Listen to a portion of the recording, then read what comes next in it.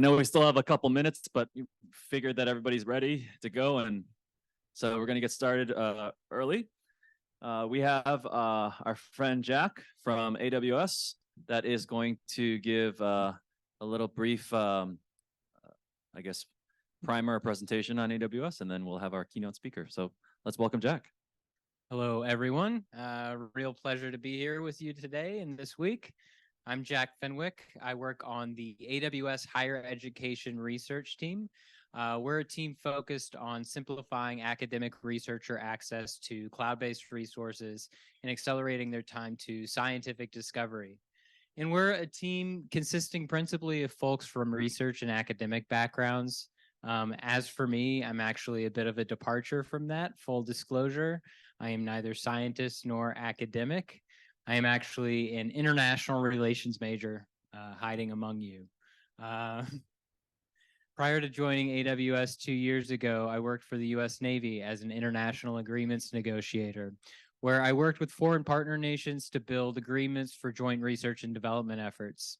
And in my day-to-day there, I worked to understand researcher needs and challenges and communicate that to government stakeholders, from satellite communications to open systems architectures. And at AWS, I'm similarly tasked with understanding researcher and research institution needs and communicating that back so that we can improve on the services and technologies that we offer to the academic research community. So I am not here to tell you anything you do not know already about science gateways or domain science. On that, I'm here to learn from you, and for that, I am grateful. Instead, I want to take a few minutes today to talk about how we're supporting research on AWS today and how we can support you specifically. All right, so first, our team realizes that researchers are often not IT experts and that their experience of using the AWS cloud should be about their science rather than the underlying infrastructure. Fitting, I think, that I'm with a community that understands that better than just about anybody. In one exciting development this year, we launched Amazon Lightsail for research. And this was in response to researchers approaching us and telling us that they needed more compute power than their laptop offers, but they didn't necessarily want to wait around for on-premises resources that were sometimes outsized for the workflows or analysis that they needed to conduct. So we put together this service that allows researchers with just a few clicks to spin up CPUs or GPUs, optionally with pre-installed IDEs like JupyterLab or RStudio, and with the ability to see their costs up front and be able to set simple cost control rules to prevent any inadvertent budget overspend. We, of course, also work with the Science Gateway community. Researchers using Science Gateways, in some cases, will have tutorials or documentation online. But in all cases, if you're interested in using AWS services or technologies through a standing Science Gateway, don't hesitate to reach out. On that initial slide, I mentioned a number of other key reasons why AWS for research, including collaboration, effort sharing, research reproduction, data analytics, and security. And rather than talk through our many services that can address those points, I thought maybe I would point out some customers that we're working with and celebrate some of their accomplishments and how we're working with them. So first, in 2022, we worked with the Stanford Deep Data Research Computing Center as they developed a platform called the My Personal Health Dashboard, or My PhD. And My PhD is an open source framework for large-scale biometrics and multi-omics, data acquisition, storage, and near real-time analysis for clinical studies. In My PhD, when you think biometrics for My PhD, think of like wearables, like watches, smartphones, things that folks can carry on them that can feed data back to clinicians for clinical studies. My PhD was built to scale to virtually any number of users. On the back end, they're using services like Amazon EC2 for scalable compute resources and Amazon SageMaker to build, train, and deploy machine learning models to help make sense of the data that clinicians are bringing in. And researchers are using my PhD today for all sorts of research, all sorts of clinical studies around COVID-19, Alzheimer's disease, environmental exposure, and its effect on health. Next, we have Children's Hospital of Philadelphia. They're using an AWS managed service called AWS Healthomics to store and analyze over 12,000 exome genome data sets. And in practical terms, this allows scientists, clinicians to search for and find these data sets in a matter of minutes instead of a typical multi-day or months turnaround to get those data sets.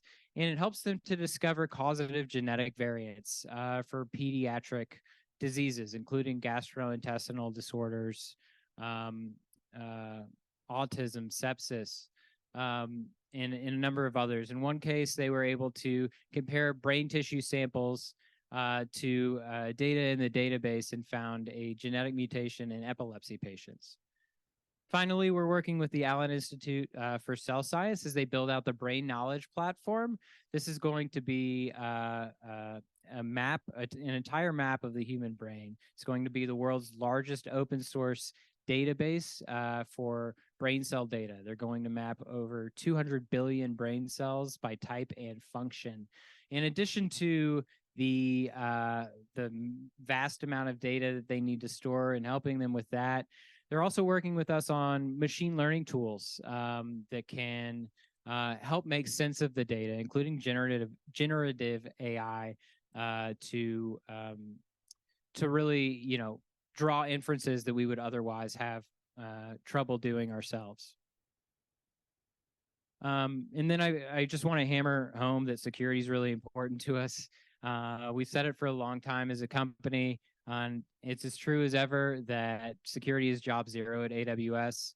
Our research team is working with researchers and research institutions on a daily basis to protect research data from unauthorized access, ransomware, and to help them meet compliance frameworks like DoD, CMMC 2.0, HIPAA, really you name it. And so we're helping them in many cases to build secure research enclaves that give researchers the tools that they need in the cloud, compute, analytics, AI, ML, with the confidence that their data is adequately protected and they can demonstrate compliance to federal agencies, both allowing them to retain grant dollars and grow those grant dollars.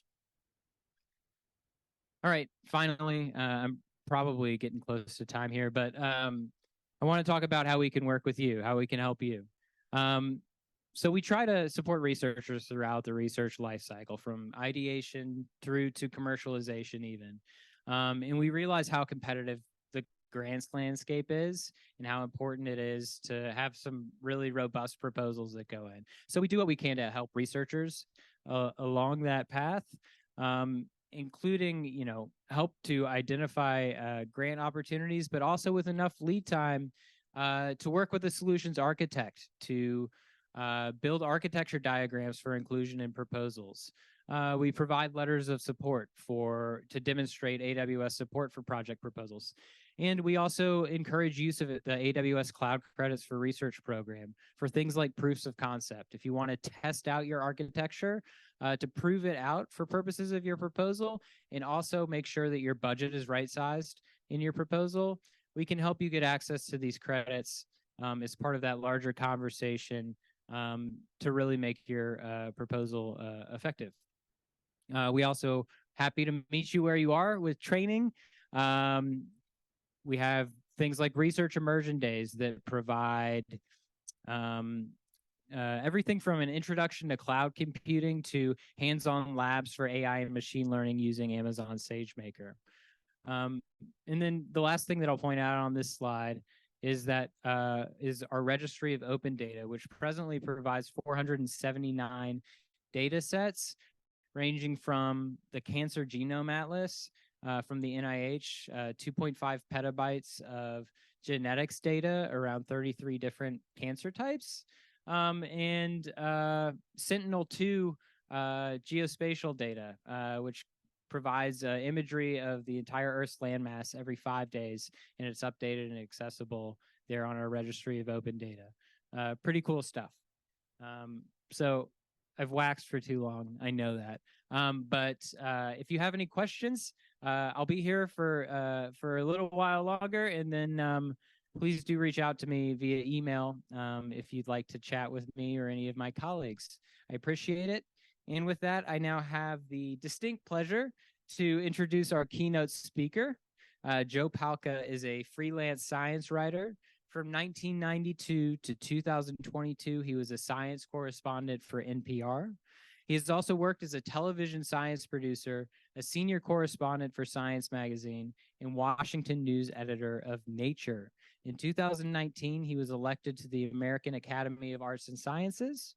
His talk is titled "The Truth About Science Communication."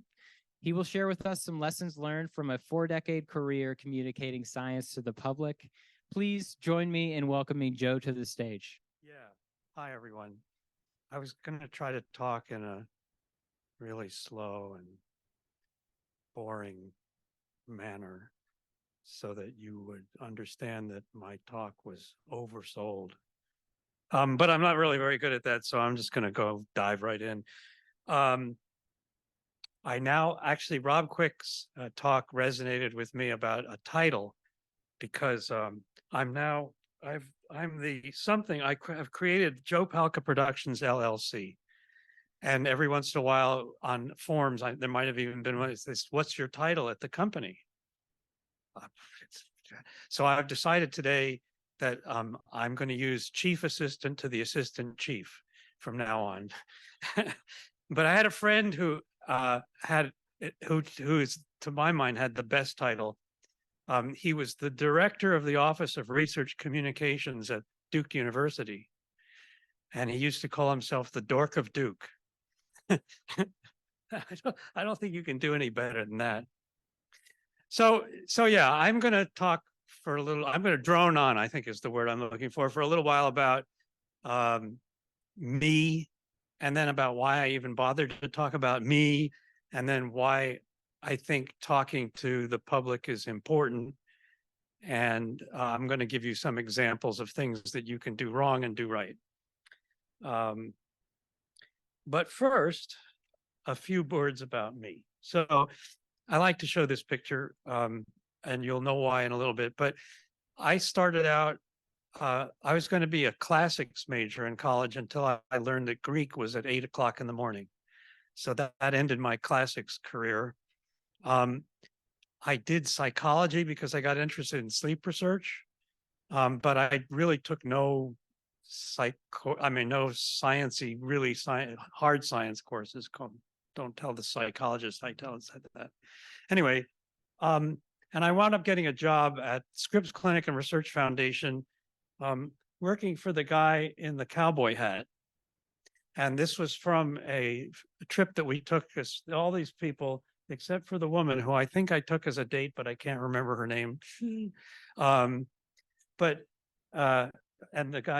woman on Jim Allison's right, shouldn't have said that, was his wife for the time. Anyway, they were all working or related to Scripps. And we were down in Tijuana, and they come around with a camera and they say, "You want to buy a picture?" You know, so we said, sure. So we bought the picture. And I like it.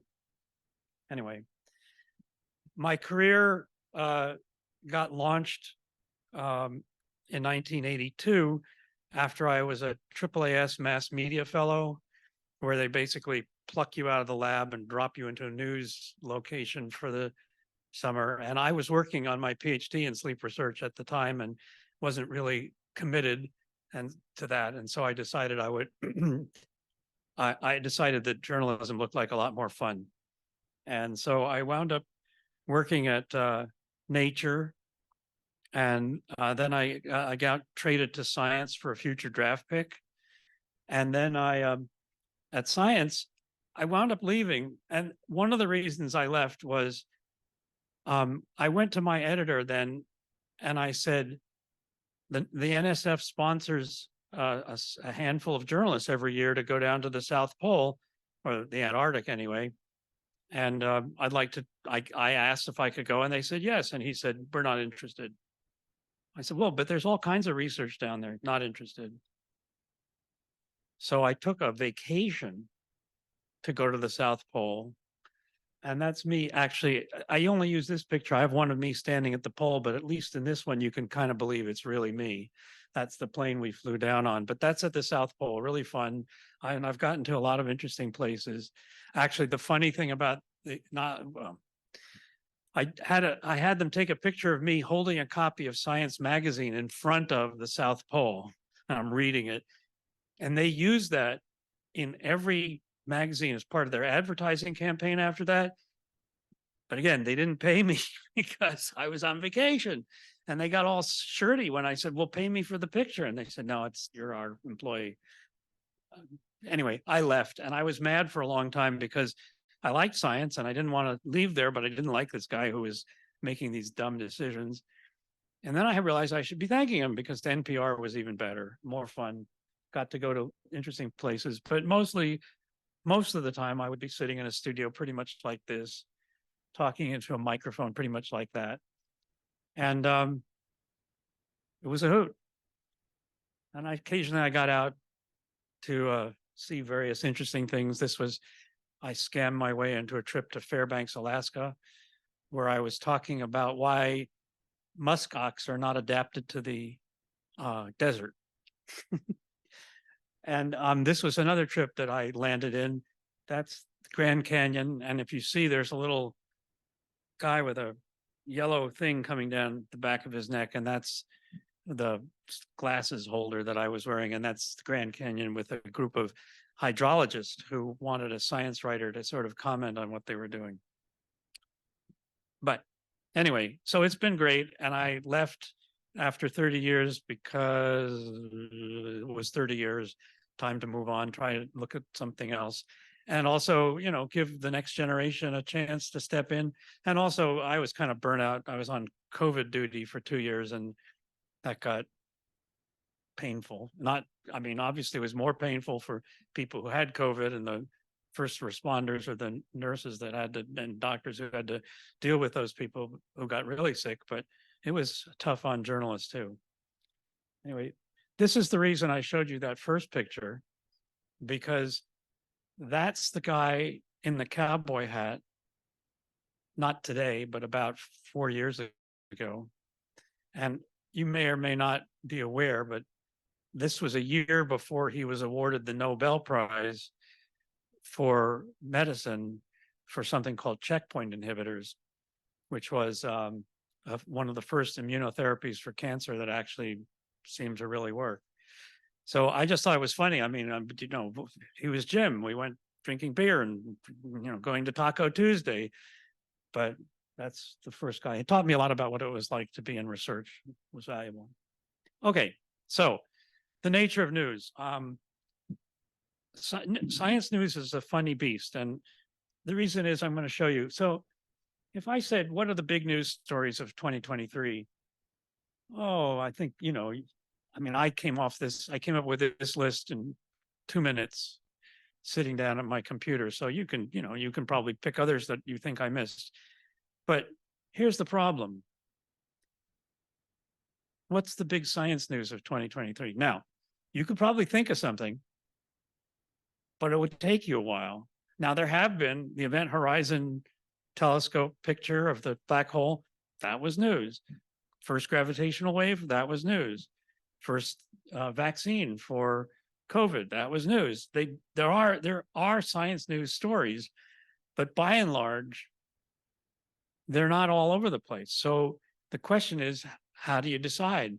Well, that's why science stories sometimes seem to be overhyping things that don't really deserve that much attention, because you can't go into your editor and say, I've got this really cool incremental advance in a field that nobody's heard of, because that doesn't get you on the air.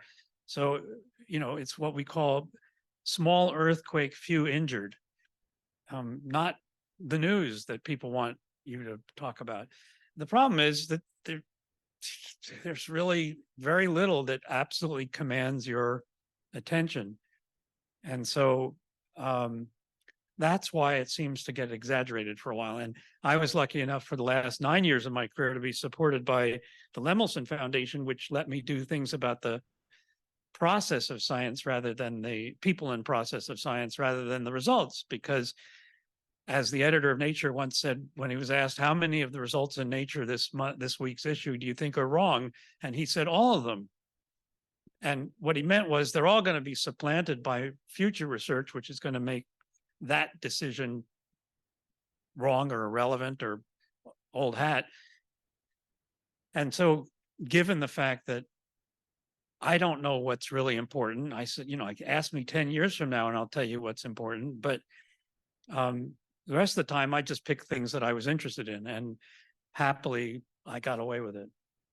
Now, one of the things you have to do, I think, to be picking things that you're interested in, but you don't know if anybody else will be, is you have to trick them into listening.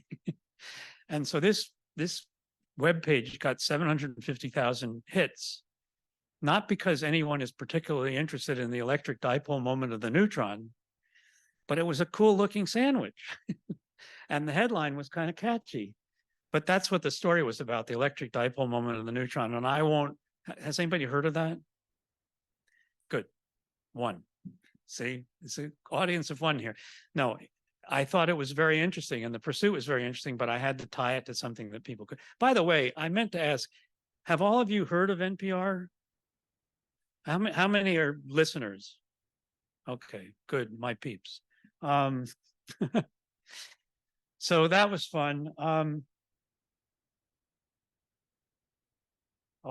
I wanted to talk about, a lot of people are nervous about talking to the media, and I get it. I mean, I get it because I told you there's this tendency, as a friend of mine put it, to simplify and exaggerate.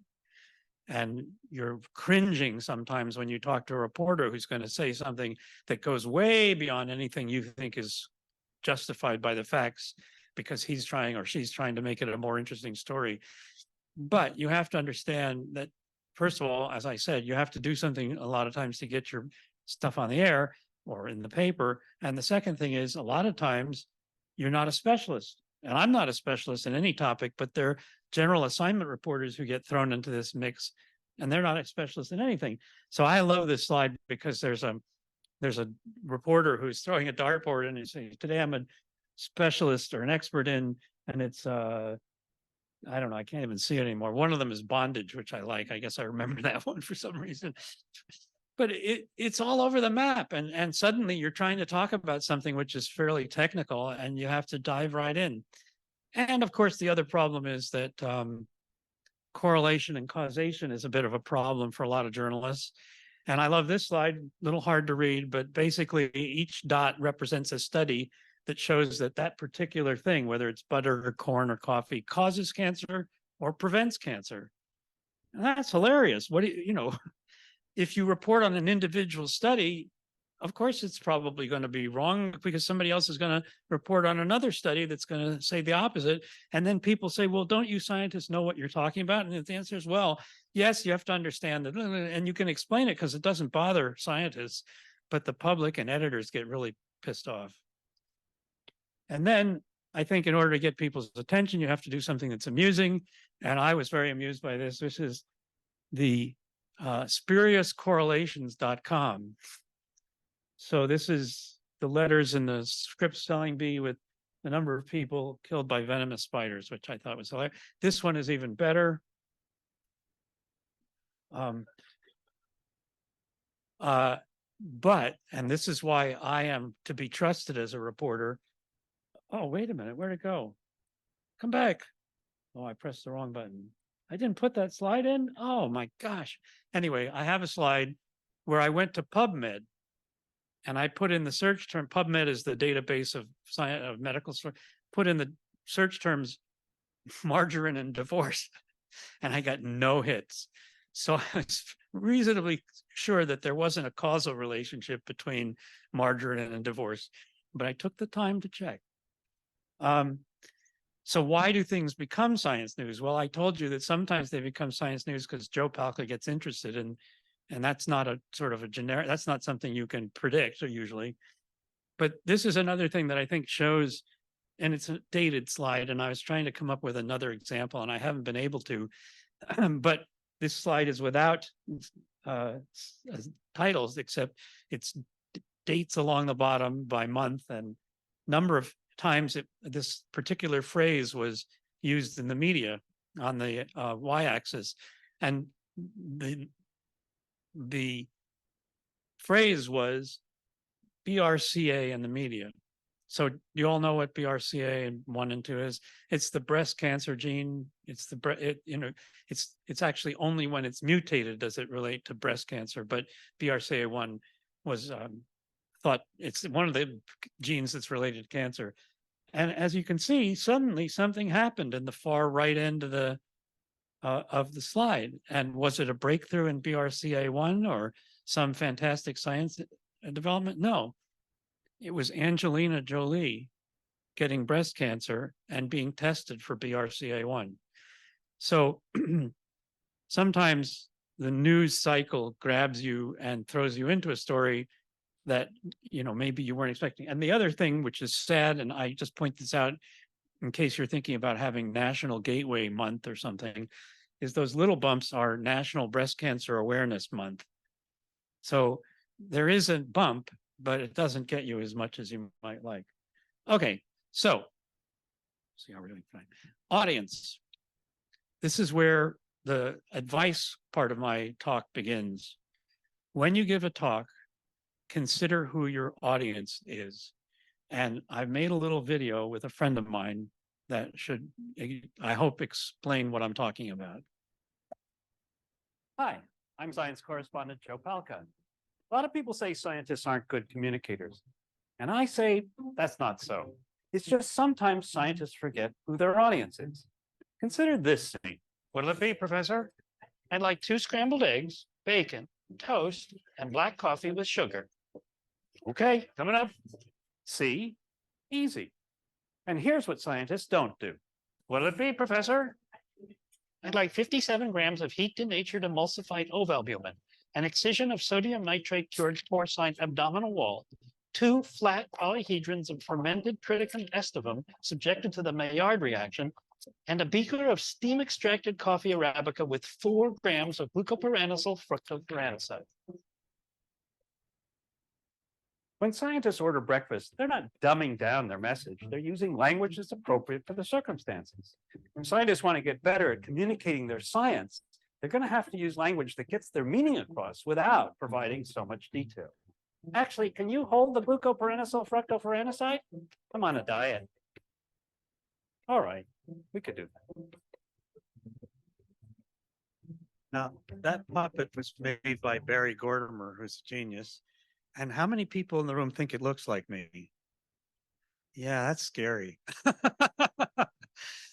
And I took it home when I left NPR, and I put it right behind my wife's favorite chair so that I'm always sort of leaning over.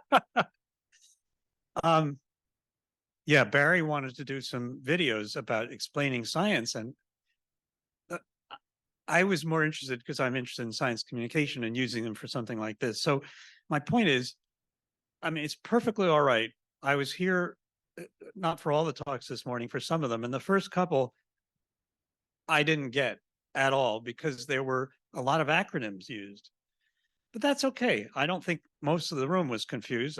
It's your vernacular. But it is so easy to lapse into jargon. I mean, I could tell you that I used to do stories on ATC, and you would be saying to yourself, what's ATC? Well, it's all things considered. But it's not the way most people think of it. It's all, I mean, if they think of it at all, it's air traffic control. So you have to be careful about your language, and you have to know who your audience are, who you're talking to. Don't dumb down. Oh, I hate that term, dumb down.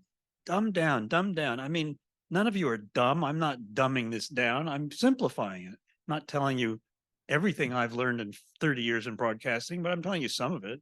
And it's not because you're dumb that I'm not telling more of it. Don't be condescending. That also is a bad technique for communicating to people. Assume they're as smart as you are, or maybe smarter, and treat them as equals so that they don't feel like they're being lectured to. Okay, and the other thing is I just mentioned is jargon, and now you have to watch another video. Hi, I'm NPR science correspondent Joe Palca. Good science journalism usually means eliminating jargon. Maybe you should have thought of that before doing a story about a Frank Casper sigma phase and sphere-forming block copolymer melts. Yeah, probably. But what about when jargon doesn't sound like jargon? Like this. Hi, Joe. What? Question for you. Do you have a plastic brain?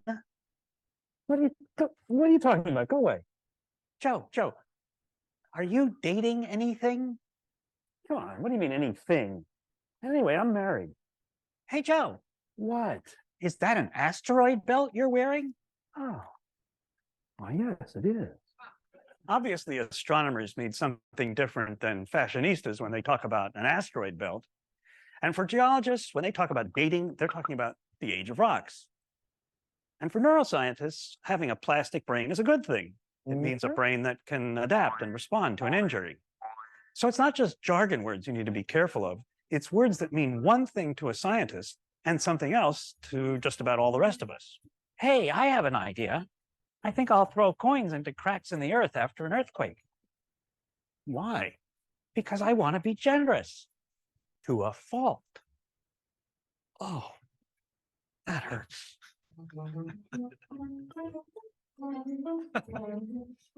See, that's the quintessential dad joke, right? Works for me. Okay, so jargon, just don't use it. Except, and I think this is hilarious, if you think about it, go to the sports page of a newspaper and see if they explain anything.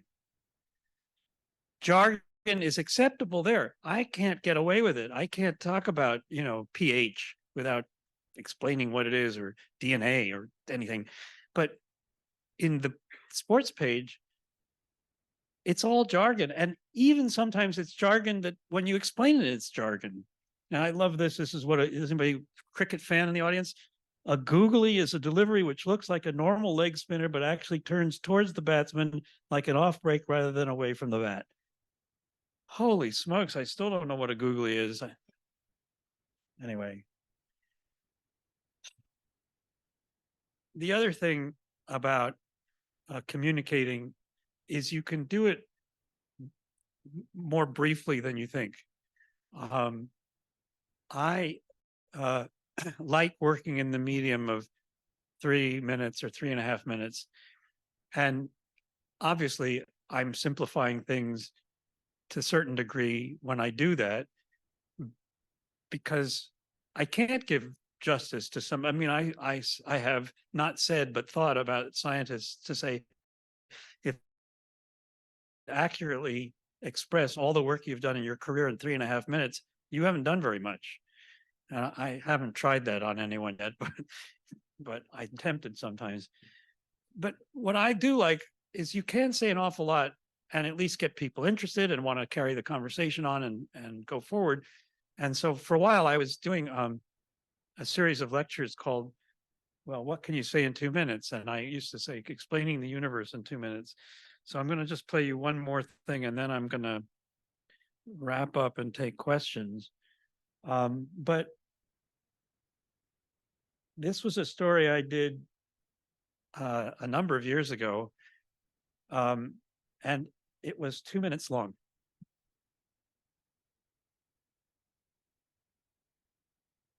We're going to take a break from today's big story to bring you this item, which is about time. You'll have more time to celebrate New Year's Eve this year, but not much. The international body that's charged with keeping time on track has decreed that there will be a leap second added to the end of 2005. NPR's Joe Palca explains why. The reason is there's time, and then there's time. Once upon a time, a second was defined as 1/86,400th of the time it took the Earth to make one revolution on its axis with respect to the sun.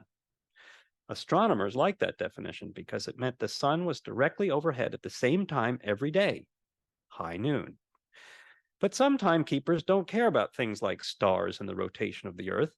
For them, time is, and always should be, a constant.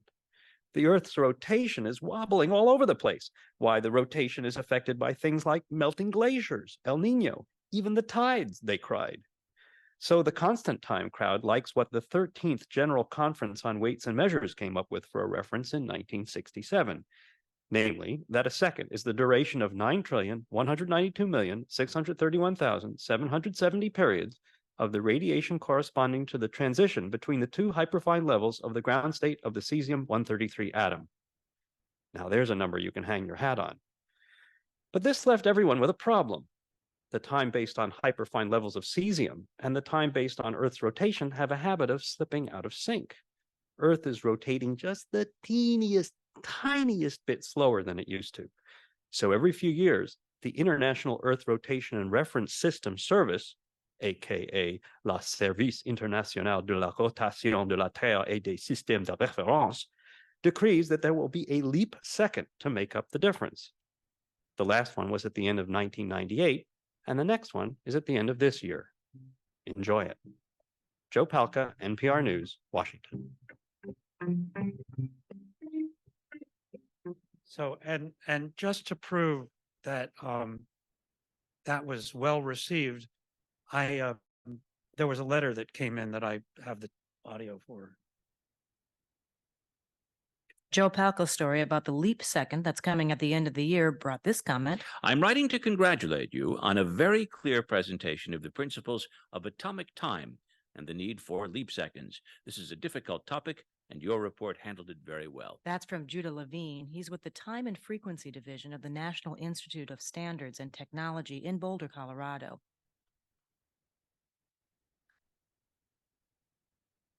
So I'm actually very proud of that.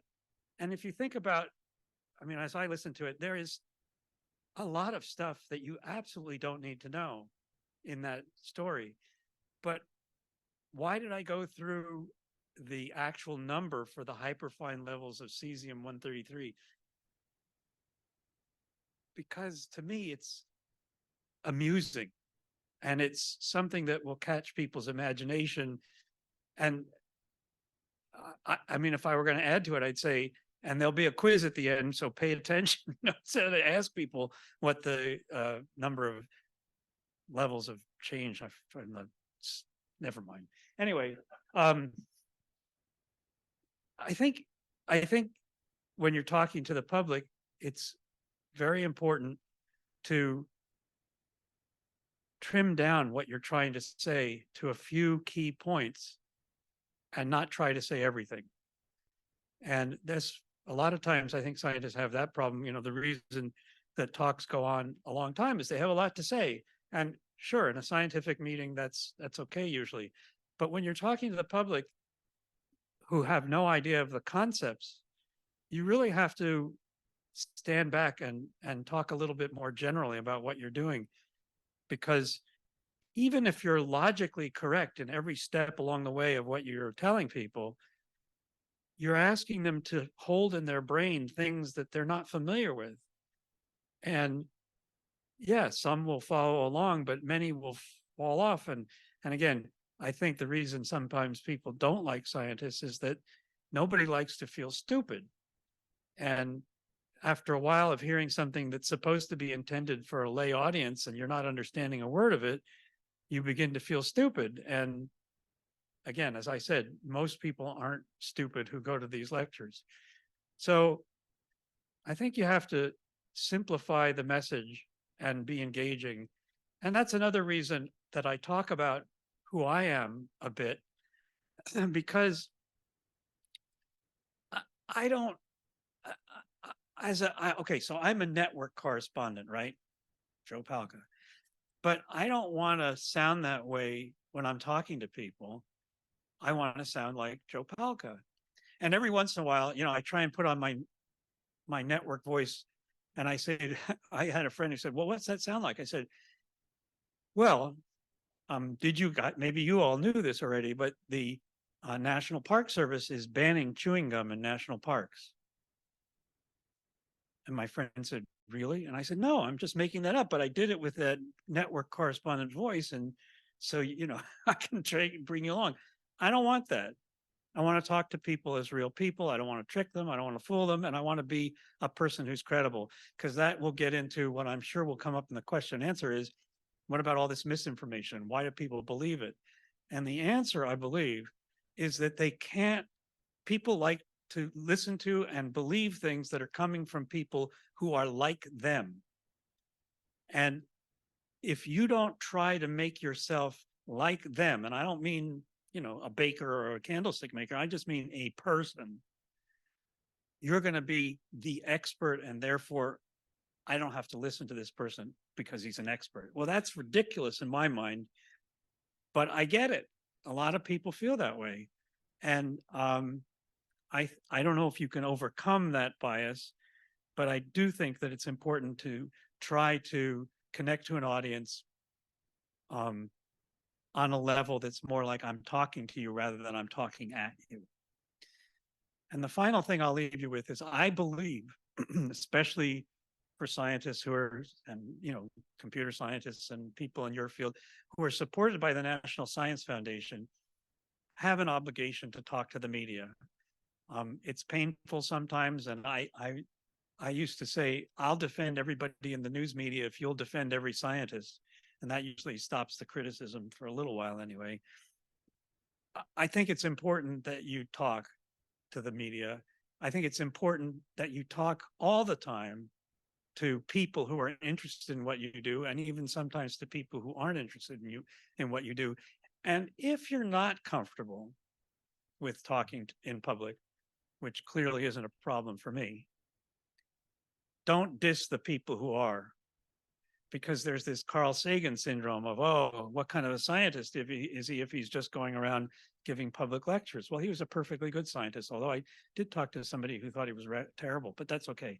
Anyway, the point is, good communicators are gems, and if they're bringing awareness and public knowledge about your particular field, embrace them. That's my feeling. So anyway, with that, I'll thank you for your attention and happy to take any questions.